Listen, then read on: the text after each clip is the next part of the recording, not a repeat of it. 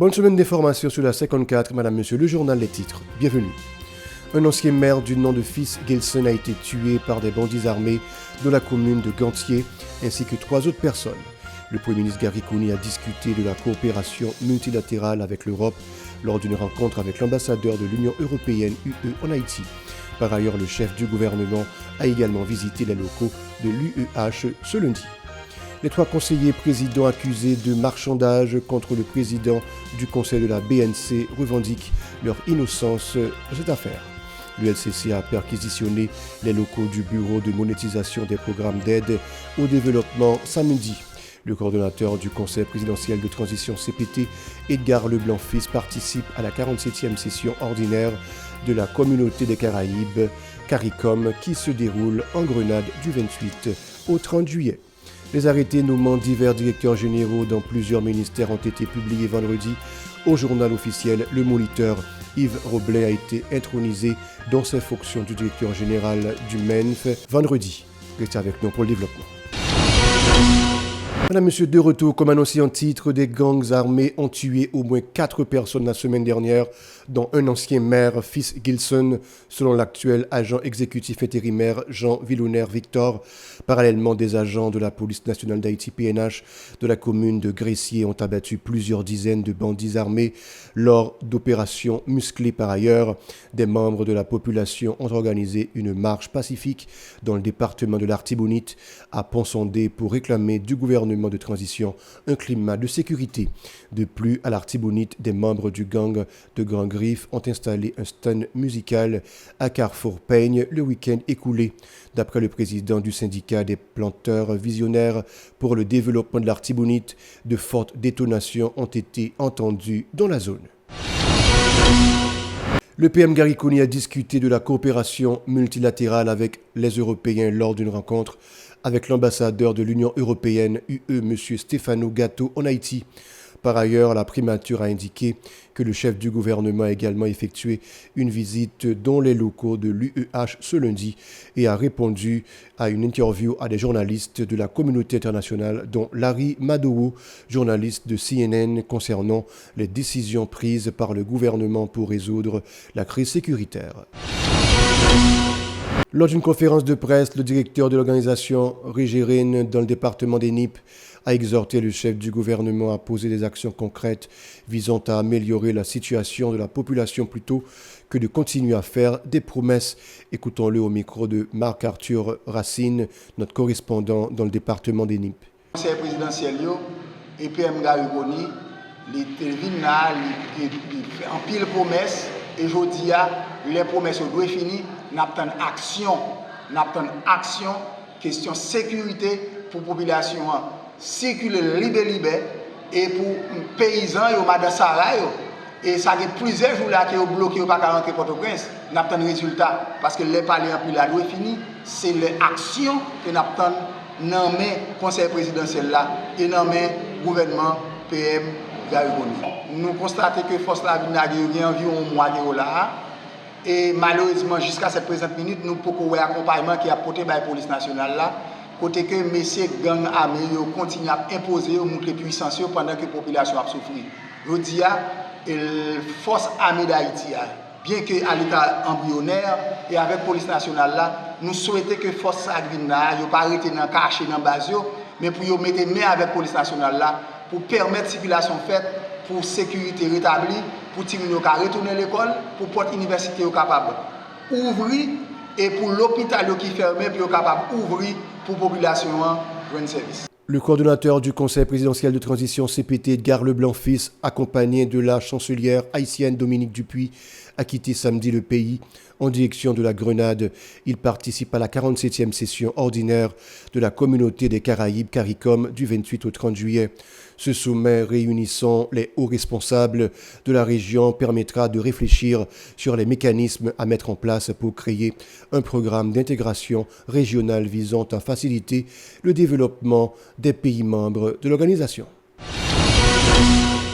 Les arrêtés nommant divers directeurs généraux dans plusieurs ministères ont été publiés vendredi au journal officiel Le Moniteur. L'exécutif a désigné Ruth Land-Anglade, directrice générale du ministère de l'Intérieur et des collectivités territoriales. Jean-Ronel Sistanis, directeur du ministère de la Défense. Jean Boucaud Jean-Jacques, directeur du ministère de l'Économie et des Finances. Gabriel Timothée a été nommé directeur général du ministère de la Santé publique et de la Population. Yves Roblin est le directeur du MENF, tandis que Mikkelsen Thomas est directeur général de la jeunesse, des sports et de l'action civique. Parmi les autres nominations qui ont été effectuées figure Marie-Héroïle Michel, qui a été désignée directrice générale du ministère des Affaires sociales et du Travail, et Sandy François a été choisie comme directrice générale du ministère de la Condition féminine et des droits de la femme. Le PM Gary Coney, qui avait demandé de diligenter une enquête de corruption au sein du Bureau de monétisation des programmes d'aide au développement BMPAD des agents de l'unité de lutte contre la corruption ULCC, ont perquisitionné les locaux de l'institution samedi dernier. Ils ont apposé des scellés et ont saisi des documents. Dossier corruption, les conseillers présidents Smith Augustin, Louis-Gérald Gilde et Emmanuel Vertiller, accusés de marchandage contre le président du Conseil de la Banque nationale de crédit BNC, revendiquent leur innocence de cette affaire. Les secteurs dont ils sont issus expriment leur soutien à leurs représentants, les appelant à présenter leur version des faits et à se défendre.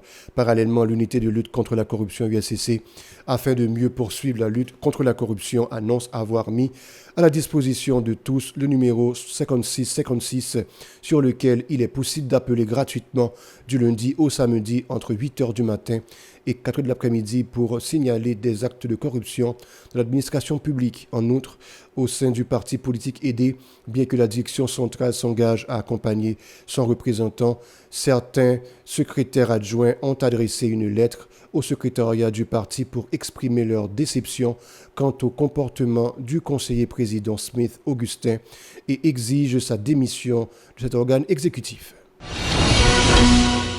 Marie-Christine Stephenson a décliné à sa nomination en tant que membre du comité de pilotage de la conférence nationale dans une lettre adressée au Conseil présidentiel de transition.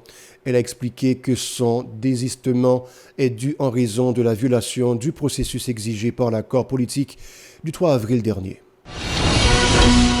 Le groupe d'appui aux rapatriés et réfugiés GAR, dans son dernier rapport concernant le flux migratoire haïtien en République dominicaine, a recensé le retour de plus de 60 000 Haïtiens dans le pays. Parmi eux, 23 431 ressortissants ont été rapatriés par les autorités dominicaines.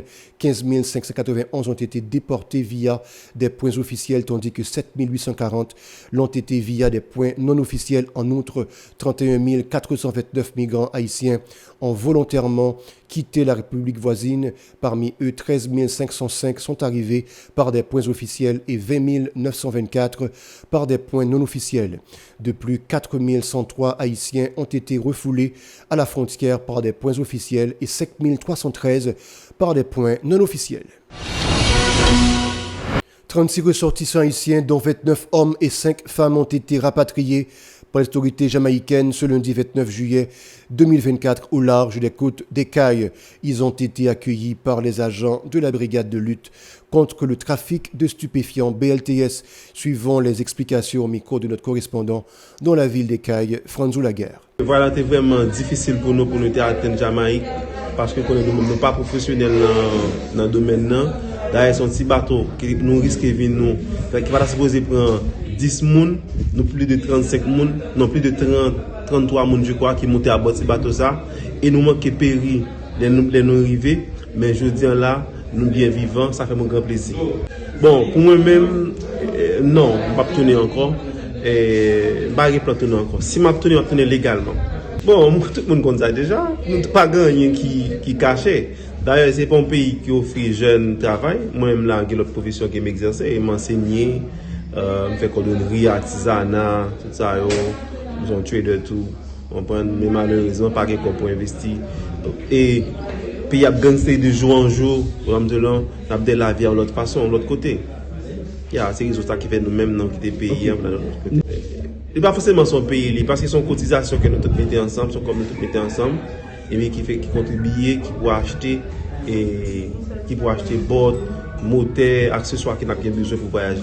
Le Bureau de la coordination des affaires humanitaires OCHA lance un appel à contribution auprès de l'ONU afin de continuer à combattre la crise humanitaire en Haïti. OCHA affirme avoir reçu depuis le début de l'année seulement 161 millions de dollars de financement sur les 674 millions nécessaires pour la lutte contre l'aggravation de la crise sécuritaire en Haïti. D'après l'organisation, le montant mobilisé représente moins de 25% des fonds nécessaires.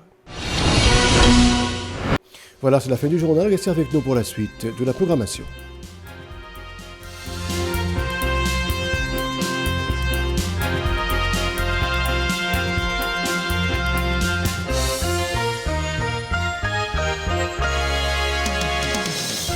Si vous jugez que cette vidéo est intéressante, n'hésitez pas à liker et partager la vidéo. Et surtout, n'oubliez pas de vous abonner à cette chaîne et activer la cloche de notification pour ne pas louper aucune de nos vidéos.